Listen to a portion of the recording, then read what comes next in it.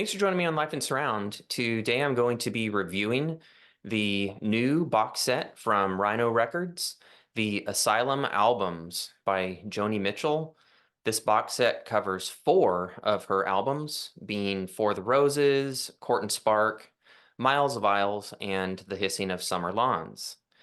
Each Blu-ray in this set, this is a 4 Blu-ray set, contains high-res lossless stereo, quadraphonic, and Atmos mixes of these albums. The 3 classic quad mixes were performed in the 70s by Henry Louis. The new quad mix was done in 2023 by Bruce Botnick, and the 4 Atmos mixes in this set were done by Ken Calais and Claus Trelby. Now, the Atmos mixes can also be found on streaming services such as Apple Music and Tidal. And in the case of Apple Music, that is known as spatial audio, and we'll also be discussing that. All right, so the Asylum albums by Joni Mitchell. I'm primarily going to be covering the Blu-ray box set from Rhino Records today, but I want to take a moment to talk about the streaming Atmos versions of these albums. In case the box set isn't really for you, maybe you don't buy a lot of physical product and maybe streaming suffices. I checked Spatial Audio Finder and I found that the Asylum albums is listed as well as all 4 albums individually. So I know that means that they're available on Apple Music, and indeed I went and checked and found them. And it usually means that they're available on Tidal as well. When Atmos is uploaded, it usually hits both services. So on Apple Music, streaming Atmos is known as spatial audio. It can be enjoyed in a few different ways. If you have a home theater system like I do, a 7.2.4 system, meaning 11 loudspeakers, 7 at ear level, and 4 up at the ceiling, and in my case, 2 subwoofers, filling in the low end down in the front of my room, you can essentially have a similar experience to playing the Blu-ray in Atmos at home. It's going to be lossy instead of lossless, so I like to call streaming Atmos the MP3 of Atmos. You might discern a lack of definition compared to the Blu-ray, but you are going to get the same mix. You're going to get the same panning experience, the same ambient experience. So it is, in many cases, a good way to audition whether you like an Atmos mix well enough to invest in a Blu-ray. And in some cases, albums come out in streaming Atmos and never receive a physical release at all. So in many cases, it's actually our only option. Now, in addition to a home theater system, you can also play Atmos through soundbars that are Atmos capable. And I have not tested that way of playing back these 4 albums. But you have another option. You can use some in-ear monitoring systems such as AirPods and certain models of Beats. All right, so back to the box set, the Blu-ray box set. Do you need this?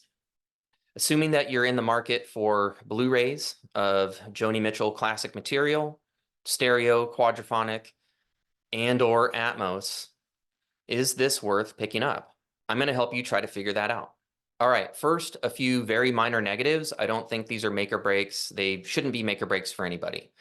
The printing on the sleeves is very, very, very small. And it's cool that they put in an effort to replicate the classic LP sleeves. The printing is just so small that it really is a strain for a lot of viewers. I actually wanted to check out some of the printing, and so I used a magnifying glass. All right, now you can pull up Joni's lyrics online. There are other ways to get around this, but it's just a small niggle. Another is that when you switch audio streams while playing the Blu-ray, you don't stay at the same point for the same song so that you can compare stereo to quadraphonic to Atmos rather easily. Instead, the playback goes all the way back to track 1 of the album and stops. So if you want to try to compare something in a song that's deeper into the album, you have to cursor back down to it, and then you're starting from the beginning of that track, and it just makes, ABC comparison really tough. And it has been called out as annoying by some people who already have this box set. All right, and lastly, the on-screen animations where the album cover kind of morphs a bit. People have complained that the animation just happens way too rapidly and would either just prefer that it doesn't happen at all or that it was slowed way, way down so it's just less noticeable. I find myself, when listening to immersive multi-channel music, closing my eyes a lot anyway, and I didn't really find the animations to be annoying personally, but I can see where people are coming from. All right, so on to the mixes. The good news is that we are in positive territory from here on out. It's my understanding that we have the same stereo mixes that have always existed here on this set. High resolution, lossless, and to me, they sound very good. So if you are primarily a stereo audiophile, you may be very happy with this. I can't tell whether you're going to absolutely love the mastering here. That's going to be up to you, but it definitely sounds good to me. All right, and as for the quadraphonic and the Atmos mixes, the good news here is that they also sound good to me across all four albums. I find these Blu-rays to be very crankable, and I'm getting what I want to hear at low volumes and also at very high volumes. I can really, really, really push the bounds of sanity in my home theater system in terms of volume, and I'm still not experiencing any fatigue. I'm getting plenty of bump out of the drums when they're present, and highs sound very natural and just non-grating. Cranked, these Blu-rays are not going to peel the paint off your walls. So in my opinion, we have good mixes and good mastering across stereo, quadraphonic, and Atmos. Now, in terms of whether I find the quadraphonic mixes or the Atmos mixes to be more to my liking, that actually changes from album to album. For the roses, I find the quadraphonic mix and the Atmos mix to be very similar experiences with the same sorts of panning choices. The Atmos mix is just going to fill out the room a bit more. So I think that may just be your preference as to just how immersive you really want to get with things. So I find those to be a toss-up. As for Court and Spark, we have a very uber classic quadraphonic mixing style in that the drum kit is situated in the rear speakers. And that's not going to be to the liking of everybody, but it definitely makes for a very 70s classic quadraphonic experience. And I dig it, especially since my rear speakers can handle full range. And so if you have satellite speakers for your rears, you may not really dig that because drums should be delivered with a lot of oomph, and maybe satellites really can't do that. The good news is that the Atmos mix has the drums up front, and along with Joni's main vocal and her guitar or piano when present, bass guitar, the main band elements and then embellishments are going to often reside or appear in the rears, the immersive field. So you have a bit more of a conventional mix going on. And so, folks that really don't have, that fondness for classic quadraphonic are probably going to prefer the Atmos mix, maybe even folded down. Like if you have a 7.1 or a 5.1 system, you may actually still prefer the Atmos. Now, for Miles of Isles, I'm going to go with the quadraphonic mix for this one. It's much more of a discrete experience. You get the drums up front, which is going to make almost everybody happy, and you get Joni, her main vocal up front, along with her guitar and or piano, bass guitar. But then you have like almost everything else either resides in the rears or at least makes an appearance there. And we're talking about harmonica, electric guitar, pianos, synthesizers, and all kinds of other elements. So we have a very discrete experience.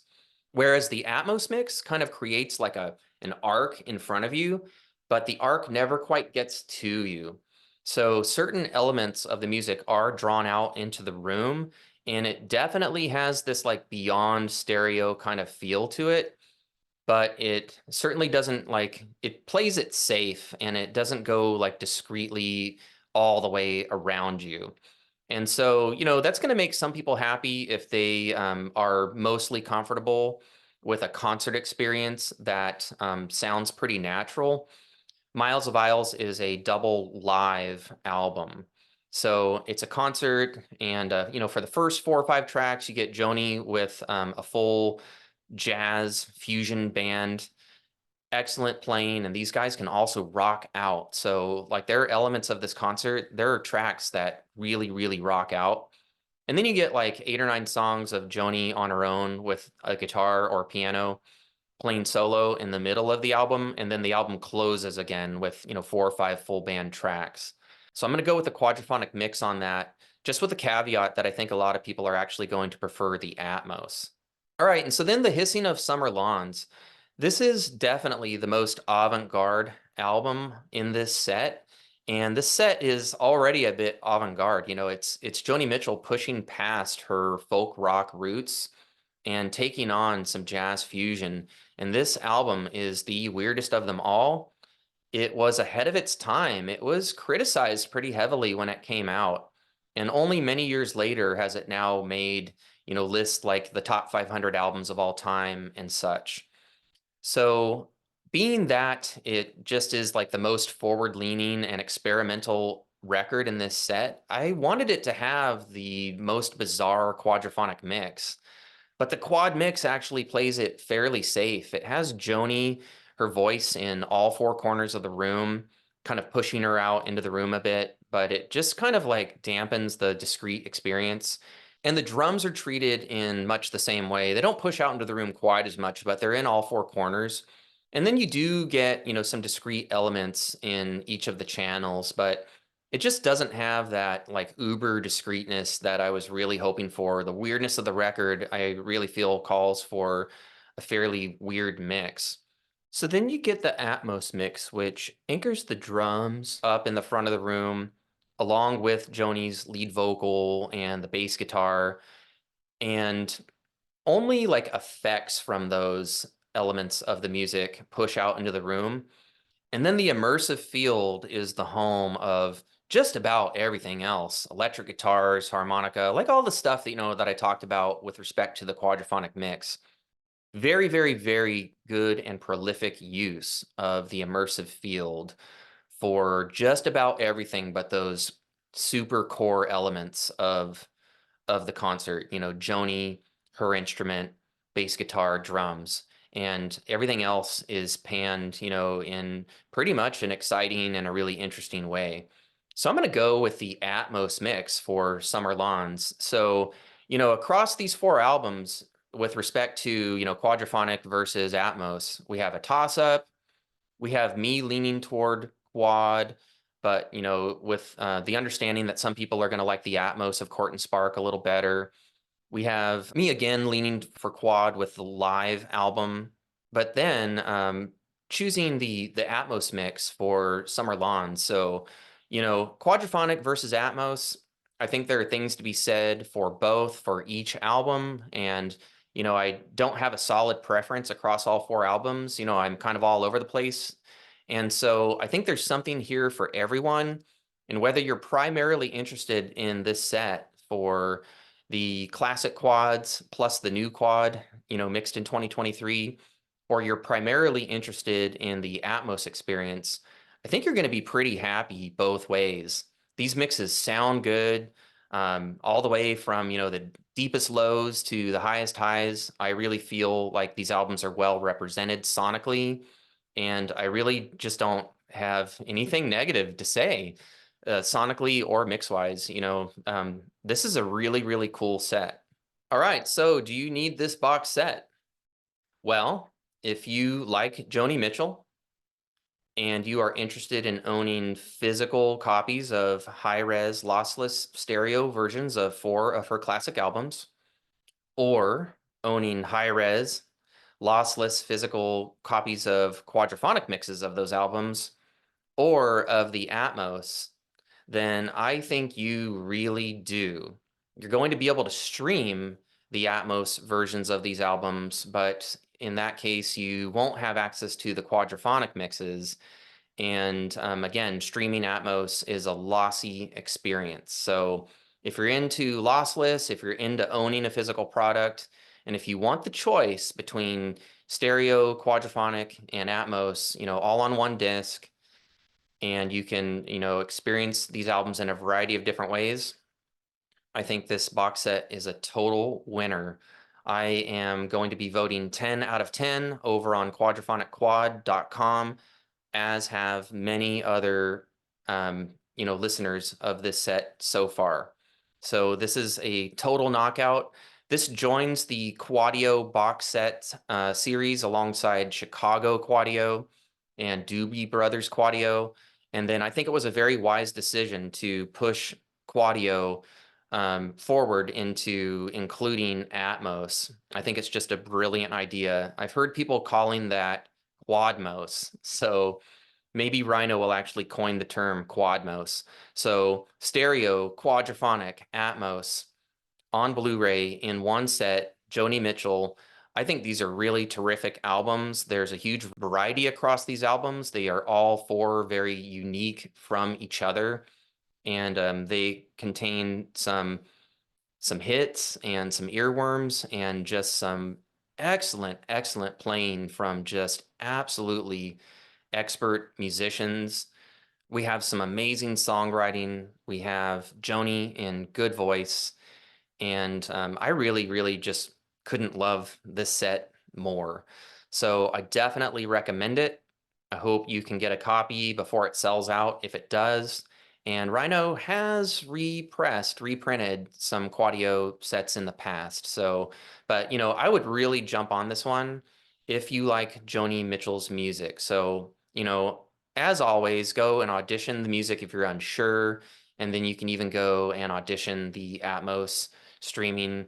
So, you don't have to be completely blind in your purchase, but if you're just taking my word for it, I say go for it.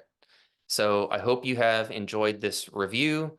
If you like what I do, don't forget to like, subscribe, ring the notification bell, leave comments, share these videos. All that stuff helps to support my channel, and I sure appreciate it. And I appreciate all of you. And I hope that you all are finding ways to live life in surround.